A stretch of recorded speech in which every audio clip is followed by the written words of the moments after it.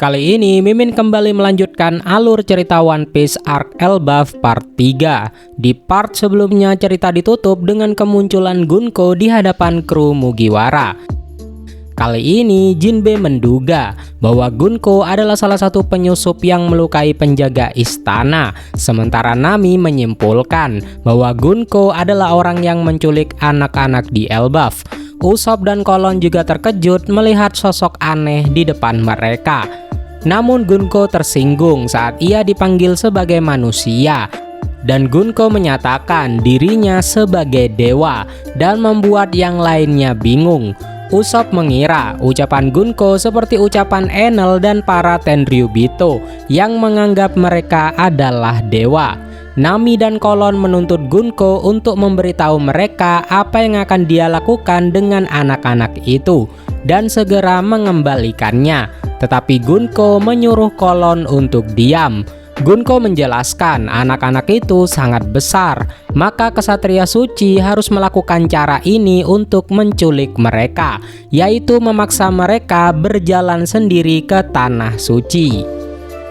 Nami bertanya kepada Gunko, "Tanah suci, maksudmu Merijoa?" Jinbe bertanya apakah Gunko adalah bangsawan dunia. Dan Usopp bingung kenapa penampilannya berbeda dari Tenryubito yang pernah dilihatnya. Tetapi Brook secara mengejutkan menyimpulkan bahwa Gunko adalah anggota kesatria suci dan Gunko membenarkan itu.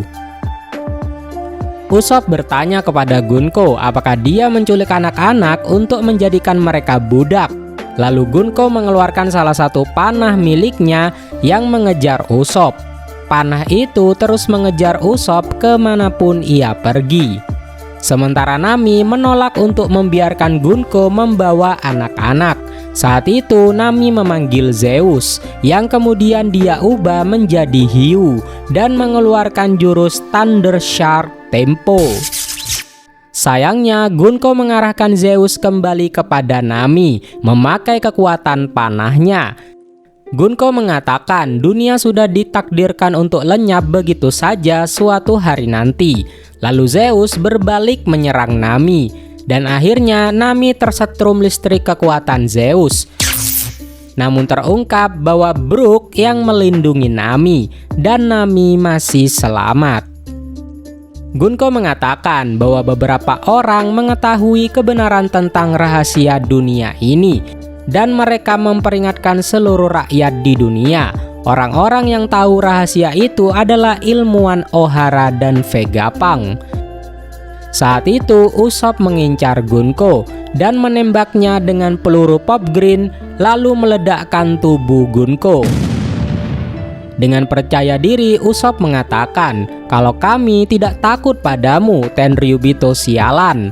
Tubuh bagian atas Gunko hancur total dan mereka mengira jika Usopp berlebihan dengan serangannya.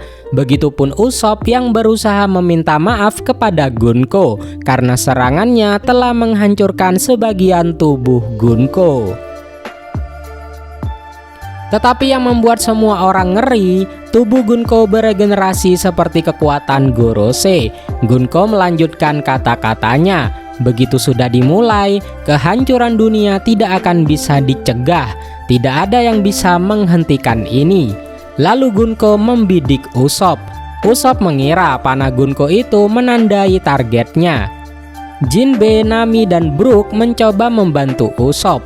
Lalu Gunko mengatakan bahwa perang besar yang akan menghancurkan dunia akan dimulai. Dan siapapun yang memiliki kekuatan dari para raksasa akan sangat memengaruhi hasil perang. Sehingga menjelaskan keinginan pemerintah dunia untuk memaksa Elbaf bergabung dengan pemerintah dunia. Nami menolak untuk percaya hal itu bisa terjadi. Sementara Jinbe menyebut Gunko dan pemerintah dunia itu pengecut karena mencoba metode penculikan pada anak-anak untuk menguasai Elbaf. Gunko mengatakan bahwa dia hanya mengikuti perintah. Dia tidak peduli dengan kehidupan anak-anak itu yang terlihat seperti sampah yang tak berguna. Mendengar hal itu membuat kru topi jerami menyebut Gunko orang gila. Menurut Gunko, kesetiaan para raksasa akan berpengaruh besar dalam jalannya perang besar yang terjadi di seluruh dunia. Kolon melangkah maju untuk melawan Gunko, tetapi Gunko melilitkan anak panahnya di leher Kolon dan mulai membawanya pergi. Baik Jinbe dan Brook mencoba menyerang Gunko, tetapi Gunko menggunakan jurus yang disebut Aloe untuk membuat serangan Jinbe dan Brook mengenai satu sama lain, dan mereka berdua jatuh dari kapal. Gunko kemudian menendang Nami dari kapal sebelum mendaratkan serangan telak kepada wajah Usopp. Sementara itu, Somers berkomunikasi dengan Killingham yang baru saja mengalahkan kepala sekolah Kiba dan Ange. Meskipun terlihat kurus, Killingham bisa menjatuhkan raksasa dengan mudah. Lalu Killingham menggunakan pelumpuh tidur dari kekuatannya untuk membuat Ange tidak bisa bergerak. Somers memberitahu Killingham bahwa metode komunikasi Elbaf tidak memadai, tetapi ia mengatakan setiap desa dan fasilitas penting di negara itu memiliki alatnya sendiri. Killingham mendekati Dengo Mushi atau denden musi raksasa yang bisa memancarkan suara ke seluruh negeri Elbaf dan memberitahu Somers untuk berbicara dengannya melalui denden musi. Somers mengatakan ia akan melakukannya setelah ia menyelesaikan pertarungannya dengan Jaguar di Saul, yang membuatnya terkejut saat mengetahui bahwa mantan Vice Admiral itu selamat dari kehancuran O'Hara. Saul memberitahu Robin dan Chopper untuk tetap bersembunyi di balik rambutnya dan tidak keluar. Ia memohon mereka untuk menyelamatkan anak-anak tepat saat ia pingsan karena luka-lukanya. Setelah itu, Somers menyuarakan penolakannya untuk menerima bahwa para raksasa kini adalah ras yang damai. Menurutnya, para raksasa seharusnya menggunakan kekuatan luar biasa mereka untuk melayani pemerintah dunia sebagai tentara bayaran. Tetapi tampaknya Raja Harald mengubah semua itu, yang membuat Somers sangat membencinya. Sebelum Saul berhadapan dengan Somers, ia memberitahu Robin dan Chopper untuk tetap bersembunyi karena ia pernah bertemu dengan Somers di masa lalu, dan Saul tahu bahwa Somers adalah salah satu kesatria suci. Saul mengatakan bahwa kesatria suci itu abadi. Itulah sebabnya Saul ingin Robin dan Chopper menunggu saat yang tepat untuk menyelamatkan anak-anak. Saat ini setelah Saul pingsan, Somers mempermasalahkan Meereen karena kecerobohan mereka dalam menghancurkan O'Hara dan membiarkan Saul hidup sebagai penyintas dari O'Hara. Saat itu Somers menyadari ada orang yang bersembunyi di balik tubuh Saul. Robin dan Chopper sempat khawatir. Namun Gunko kemudian bertemu dengan Somers bersama dengan para kru topi jerami yang telah ia tangkap dan diikat dengan kekuatannya.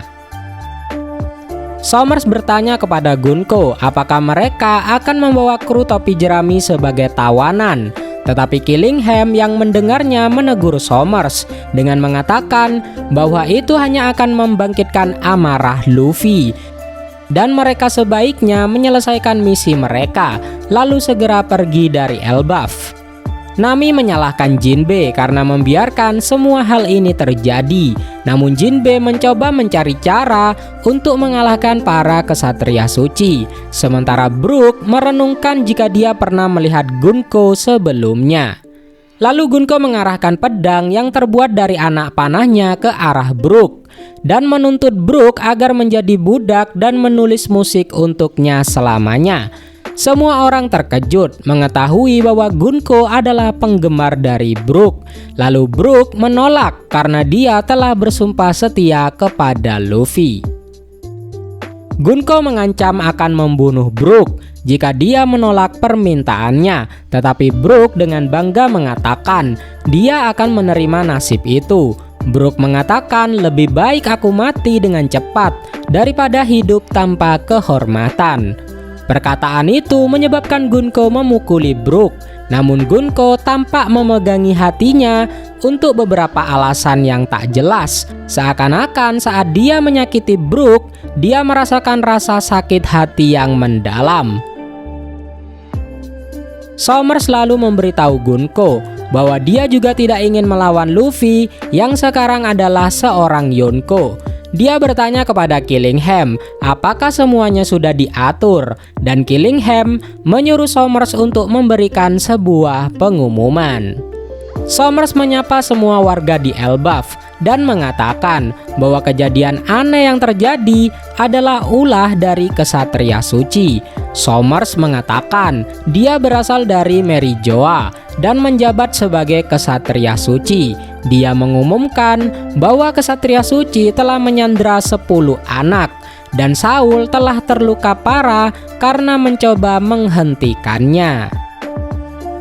Killingham menanyakan nama anak-anak yang diculik kepada Ange karena dia ingin orang tua para anak-anak tahu saat dia membangunkan anak-anak dari tidur mereka. Begitu anak-anak bangun, mereka menyadari bahwa mereka berada di cabang ke-8, tetapi mereka tidak dapat berhenti berjalan dan tetap mengikuti anak panah Gunko. Kolon sekarang ditambahkan ke kelompok itu. Dia memberitahu temannya bahwa mereka semua telah diculik. Semua anak mulai menangis karena ingin bertemu orang tua mereka. Tetapi Kolon berkata bahwa dia ada di sini dan akan melindungi semua orang. Tetapi dia pun takut dengan monster ciptaan Killingham yang mengawasi mereka semua. Sementara itu, kapal Great Eyrick mencoba berbalik dan menyelamatkan anak-anak. Tetapi kapal itu berlubang karena salah satu monster yang tampak seperti wanita menyerupai salah satu istri raksasa.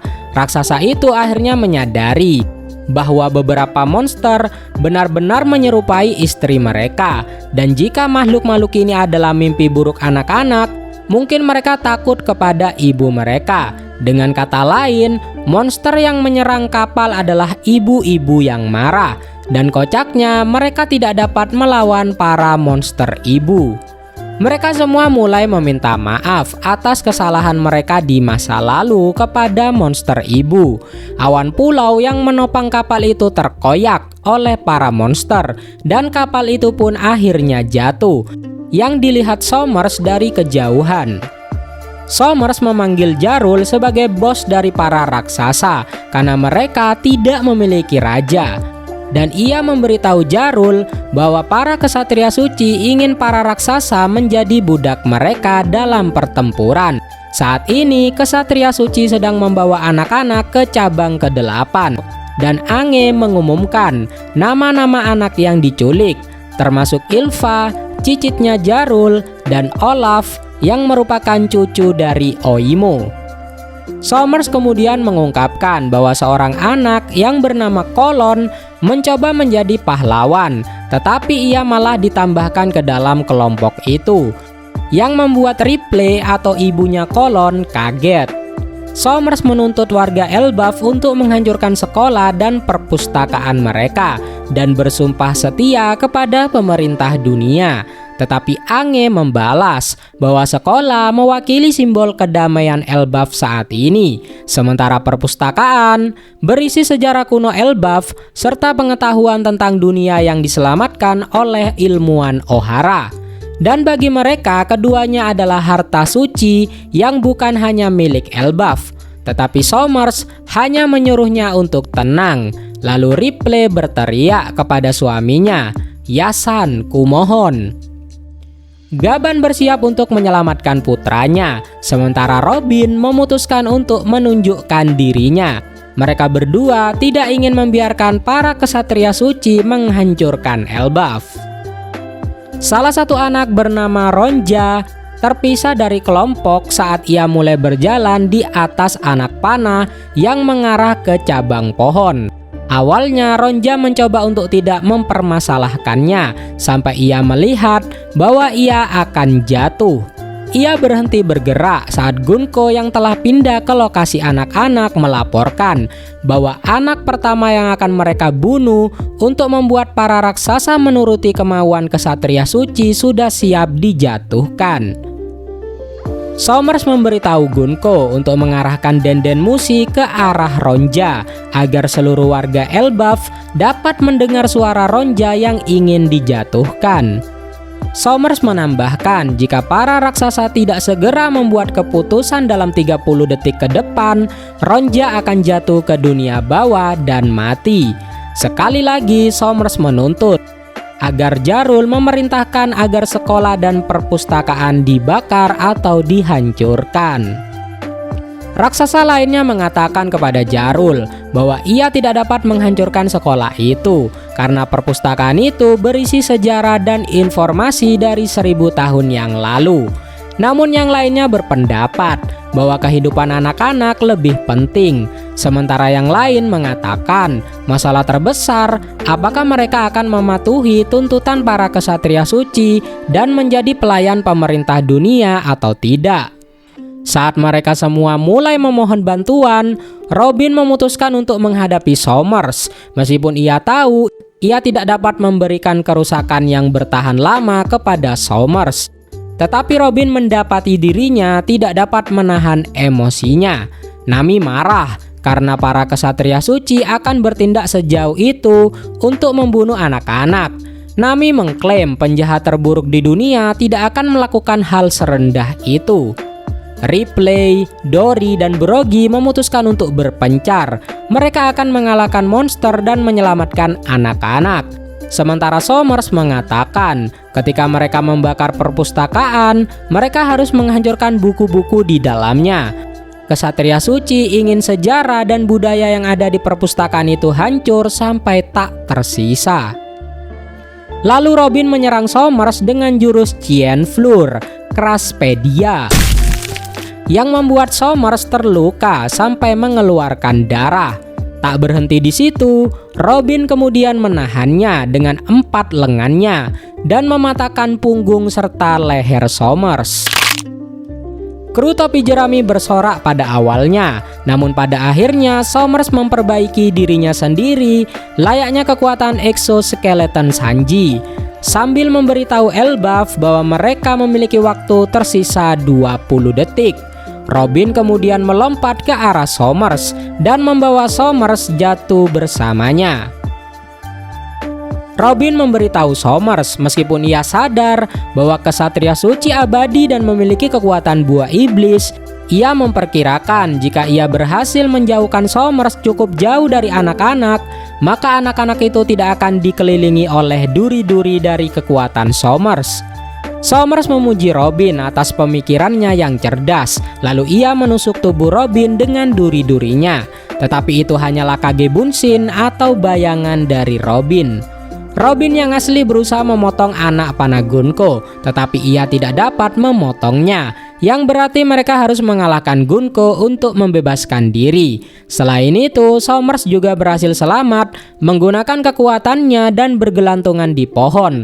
Lalu ia mengumumkan hanya ada 10 detik tersisa. Saat Gunko menuntut Ronja mengatakan sesuatu, Ronja memberitahu Jarul bahwa dia mencintai sekolah karena di sanalah teman-temannya berada. Dan dia juga mencintai perpustakaan. Dan satu hal yang dia pelajari dari sekolah adalah untuk tidak menimbulkan masalah bagi orang lain dan membuat mereka kesal. Oleh karena itu, jika mereka harus membakar sekolah dan perpustakaan hanya untuk mencegahnya jatuh, dia lebih baik jatuh agar tidak membuat semua orang sedih. Dan ia memberitahu Jarul bahwa dia akan baik-baik saja karena dia adalah gadis yang beruntung. Sambil menangis, Ronja mengatakan hal itu. Namun Somers tertawa dan menghitung mundur. Jarul memerintahkan Ange untuk membakar sekolah dan perpustakaan meskipun dengan berat hati karena keselamatan anak-anak lebih utama menurutnya. Robin menangis saat Somers kembali dan menahannya dengan kekuatan durinya. Tepat saat Somers hendak menghabisi Robin, lengan kanan Somers terputus. dan hal itu mengejutkannya. Lengan itu tidak beregenerasi. Pelakunya ternyata adalah Scooper Gaban, dan Somers mengenali Gaban serta kaget saat melihat wajah Gaban. Gaban mengatakan, "Lama tak jumpa ya." Gaban lalu memberikan tebasan dahsyat di dada Somers dengan ekspresi penuh amarah di wajahnya. Para kru topi jerami yang terkekang merasa heran karena Gaban benar-benar dapat melukai Somers. Somers berteriak kesakitan karena serangan dari Gaban, dan Gaban dengan kerennya bilang kalau kemampuannya sudah menumpul. Gaban kemudian berbalik dan menyerang Somers, tetapi Somers menggunakan duri-durinya untuk membuat penghalang guna memblokir serangan Gaban. Somers bertanya kepada Gaban mengapa dia ada di Elbaf, tetapi Gaban berkata ini bukan saatnya untuk berbincang. Saat mereka bertarung, Nami memberitahu semua orang bahwa dia bertemu Gaban di istana kerajaan. Bahkan sebelumnya Luffy dan Zoro kewalahan oleh kekuatan Gaban, dan Nami menambahkan bahwa Gaban adalah ayah kandung Kolon. Robin mengidentifikasi Gaban dan Jinbe mengonfirmasi bahwa Gaban dianggap sebagai tangan kiri Goldie Roger. Sementara Brook bertanya-tanya mengapa dia ada di sini. Sementara Chopper menyaksikan dengan rasa ingin tahu bagaimana cara Gaban melukai Saint Somers. Robin menawarkan bantuan menggunakan kekuatan buah iblisnya meskipun dia tidak bisa bergerak, tetapi Jinbe memperingatkan Robin untuk tidak melakukan itu karena Somers dapat menggunakan duri-duri besi. Somers kemudian menciptakan ladang duri, tetapi Gaban dengan cepat memotong Somers menjadi dua bagian, lalu berlari dan berusaha menyelamatkan putranya. Gaban meninggalkan Somers yang tertusuk duri-durinya sendiri. Chopper mulai muncul dari rambut Saul dan mulai mengejar Gaban untuk mencari tahu bagaimana cara Gaban bisa melukai Somers. Kembali di sekolah, Ange dengan enggan membakar perpustakaan, sementara Killingham membakar perpustakaan sendiri dan membuat semua orang sedih. Para raksasa memberitahu Jarul untuk tidak menyalahkan dirinya sendiri atas keputusan ini. Gunko diberitahu bahwa perpustakaan telah terbakar dan menyuruh Ronja untuk mundur. Namun Ronja mulai menyalahkan dirinya sendiri karena ia masih hidup, sehingga sekolah dan perpustakaan sekarang telah terbakar. Tetapi anak-anak dan raksasa lainnya mencoba mengatakan kepadanya bahwa itu bukanlah salahnya. Gaban tiba di posisi Gunko, dan dengan marah Gaban mengatakan kepada Gunko bahwa dia tidak punya hak untuk mengambil budaya, sejarah, atau bahkan anak-anak mereka. Gunko melihatnya dan mengatakan kepada Gaban, "Jika kau melawan, maka para sandera ini akan mati."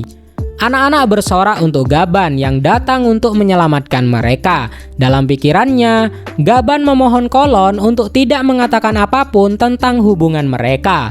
Tetapi semuanya sia-sia karena Kolon memanggil Gaban sebagai ayahnya, dan hal itu didengar oleh Gunko.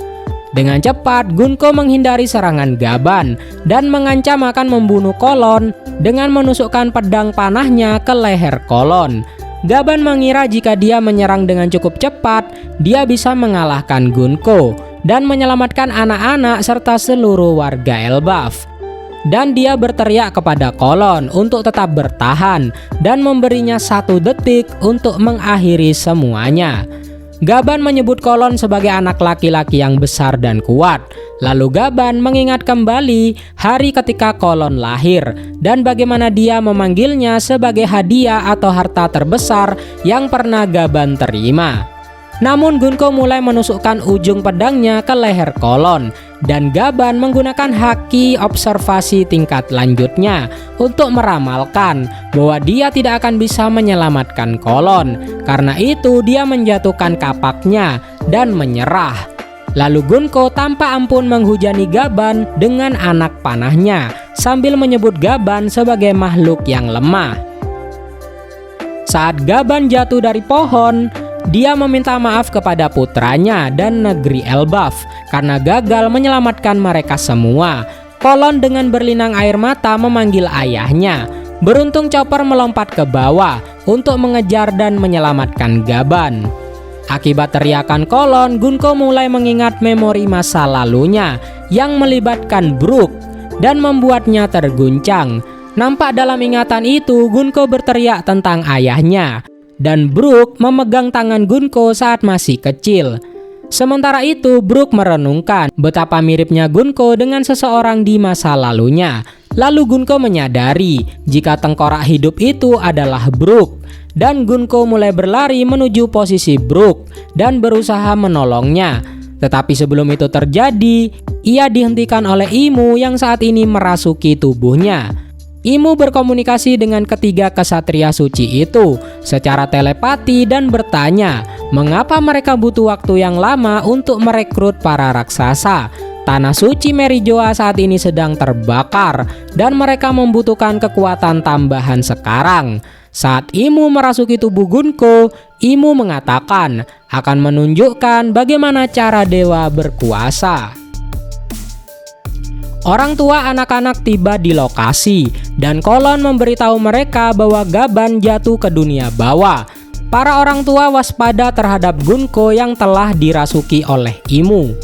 Salah satu dari mereka mendekat dan mencoba menolong anak-anak, tetapi malah ditusuk oleh duri kekuatan Somers. Imu mendengar suara yang mereka buat dan melepaskan ledakan haki raja tertinggi yang membuat anak-anak dan beberapa raksasa pingsan di berbagai penjuru Elbaf. Imu kemudian menumbuhkan sayap dan ekor yang tampak seperti iblis dan memakai senjata Trisula.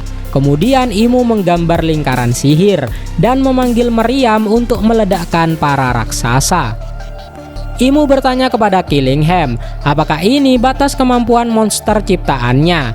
Tetapi Killingham mengatakan bahwa lubang mimpi buruk tempat ia melahirkan para monster masih terbuka. Hal itu memungkinkan monster terus muncul dari setiap mimpi buruk di pulau itu. Dan di atas itu semua, karena mereka tidak memiliki konsep kematian, ia dapat memerintahkan monster itu untuk dihidupkan kembali kapan saja. Imu menghubungi Somers yang telah menyatukan tubuhnya kembali, meskipun pada dasarnya Somers sangat kesakitan akibat serangan dari Gaban. Imu menyuruh Somers untuk mengawasi anak-anak yang diculik. Lalu Jinbe memperhatikan bahwa Gunko tampak berbeda dari sebelumnya, dan Robin bertanya di manakah Luffy saat ini. Nami memberitahu Robin bahwa Luffy, Zoro, Sanji, dan bajak laut prajurit raksasa baru saat ini berada di dunia bawah. Hal ini mendorong Robin untuk menggunakan kekuatannya dan mencoba membebaskan dirinya, namun hal itu terlalu sulit. Imu berkata bahwa masalah mereka sekarang adalah bagaimana cara memanfaatkan anak-anak itu sebaik-baiknya. Saat ini Elbaf tidak memiliki raja, lalu Imu memutuskan untuk menjadikan Dory dan Brogy sebagai raja baru negara itu. Brogy dengan marah mencengkram Imu, dan para raksasa juga menyerbu untuk mendukungnya. Tetapi Imu tetap tidak terpengaruh, dan menyuruh Brogy untuk membunuh Jarul, dan mengumumkan kepada semua orang di pulau itu bahwa Dory dan Brogy adalah raja yang baru. Sementara itu, Imu mengeluarkan sebuah buku sihir dan memunculkan sebuah belati dan senapan. Imu menggunakan belati itu untuk menusuk tangan Brogy, dan ia gunakan senapan untuk meledakkan tangan Brogy agar dia bisa membebaskan diri. Imu memberitahu Brogy bahwa dia akan menganugerahkan Dory dan Brogy kekuatan iblis. Imu membuat sebuah lingkaran sihir di bawah kaki Brogy. Lalu Imu akan menukar sebagian umur Brogy dengan imbalan akan menerima keabadian dan kekuatan yang fenomenal. Imu mengatakan, di bawah kuasaku, kau tak akan terikat oleh logika maupun akal, karena iblis adalah sosok kehidupan yang paling ideal. Kontrak iblis dimulai. Dalam sekejap Brogy mulai tenggelam ke dalam tanah, lalu Imu mengangkat lingkaran itu dari tanah dengan Brogy keluar dari ujung yang lainnya sambil mengucapkan Domi Reversi. Setelah kontrak iblis itu dibuat, Brogy muncul kembali menjadi iblis yang ganas, bahkan lebih besar dari semua raksasa di sana, dan dilengkapi dengan sayap iblis seperti Imu. Ia mampu menggunakan tangannya yang terputus, meskipun pergelangan tangannya telah hilang. Para raksasa menuntut kapten mereka kembali, tetapi Brogy malah menyerang bawahannya. Dory juga berubah dan memerintahkan anak buahnya untuk membantunya membunuh Jarul. Tetapi para anak buah itu menolak demi negara mereka. Sayangnya beberapa anak buah yang lain ditelan oleh lingkaran sihir milik Imu dan mereka berubah menjadi iblis juga. Dengan beberapa raksasa iblis dan monster Killingham, Imu mengatakan bahwa kekuatan Elbaf cukup menjanjikan. Tetapi Imu mengumumkan bahwa mereka tidak akan menghancurkan negara Elbaf karena mereka masih membutuhkan negara ini. Tetapi negara itu akan diperintah oleh pemerintah dunia. Imu ingin melihat seberapa berguna para raksasa itu dalam perang besar nantinya. Sementara itu, Jarul disuruh oleh para kesatria lainnya untuk melarikan diri. Tetapi Jarul mengatakan, seorang pejuang tidak akan pernah lari dari sebuah pertarungan. Nah, kira-kira bagaimanakah kisah selanjutnya? Nantikan kelanjutannya di channel ini ya. Jangan lupa like, komen, dan subscribe agar Mimin lebih semangat ngontennya. Akhir kata, Mimin pamit, undur diri, adios.